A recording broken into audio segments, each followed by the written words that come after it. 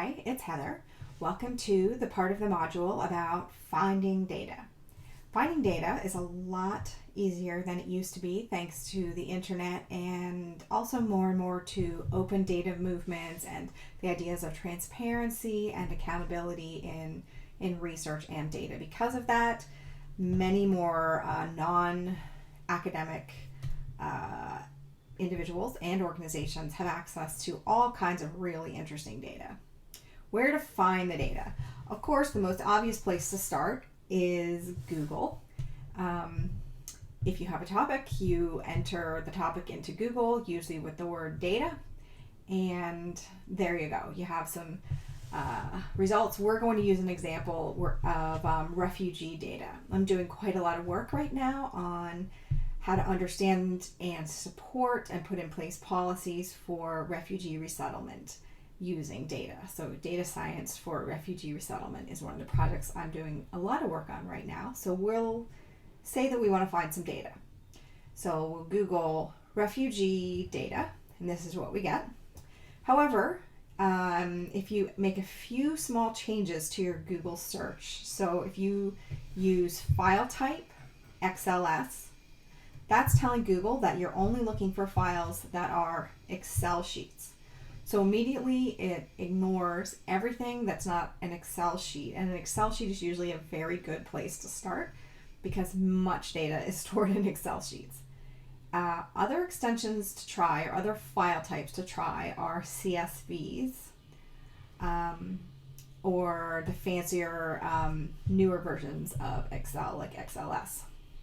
So if we go to the file type XLS results and we look at this page, we see the state of Virginia is collecting data on refugees. That's very interesting. That did not come up when we searched without file type. I mean, it probably came up in the results, but it would have been hundreds and hundreds and hundreds of pages back.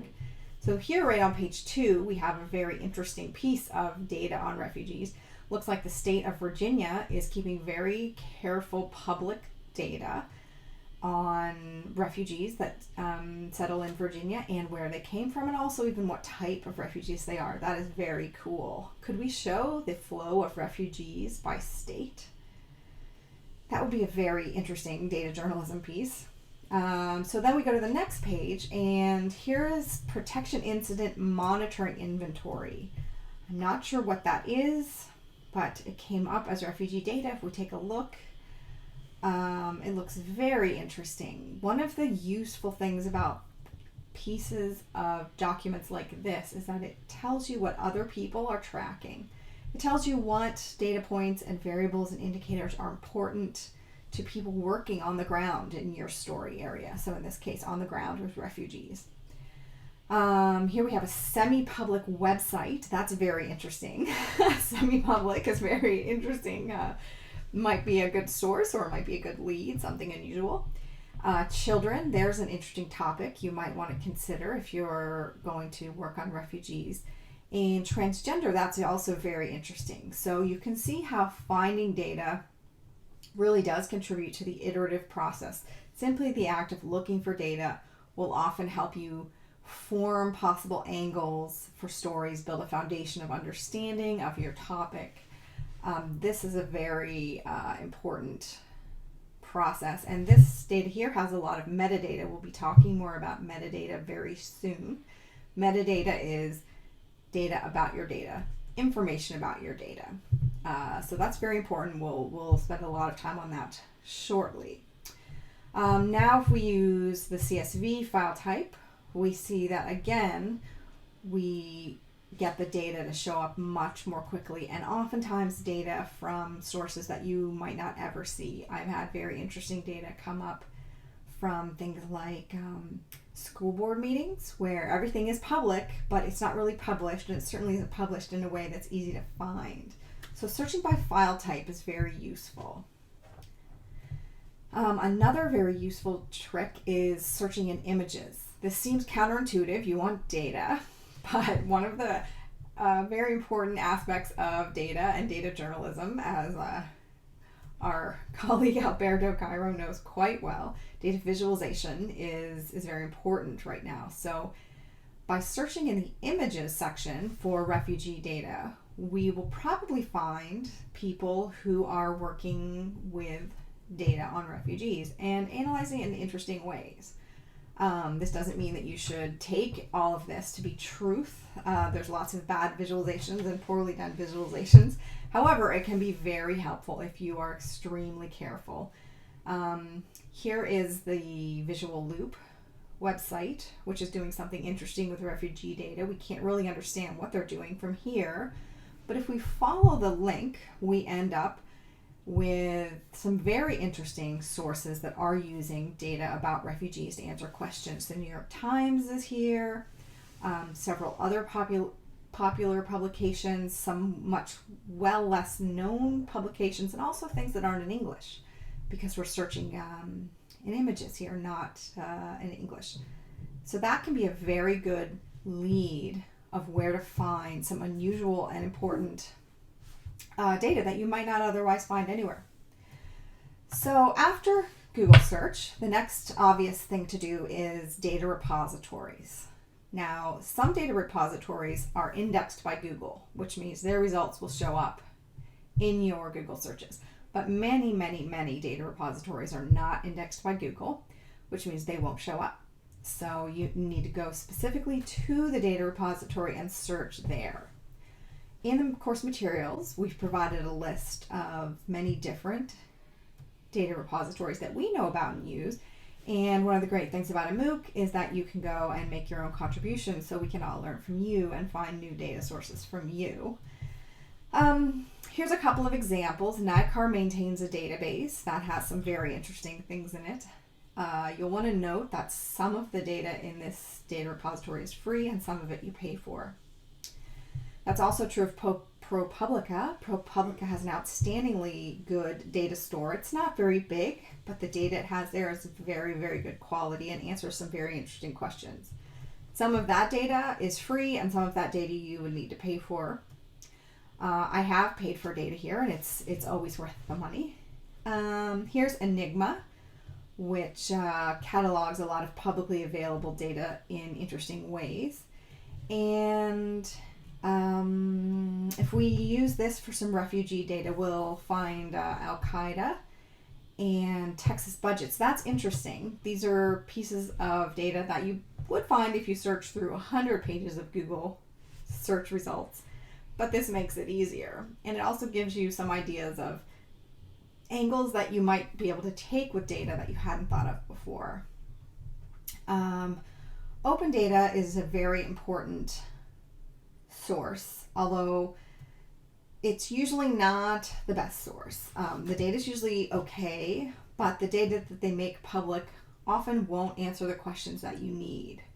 So feel free to Google anything you want, open data, you'll get it all there. But there is this thing called the Dataverse, which was developed at Harvard, but many of them exist throughout the world today. And within the Dataverse, researchers and academics, anyone who's collecting their own data is uploading their data to these Dataverses. Transparency and reproducibility in research has become a very important part of our modern research process. So in order to facilitate that, researchers who use data to do research have to make their data available so that you can check to see if their results are real, which is fantastic. And it also allows you to use that data to use as a source for other stories. So feel free to use the data. After you've exhausted those, there's a few other ways to get data. One of them is reading reports really carefully.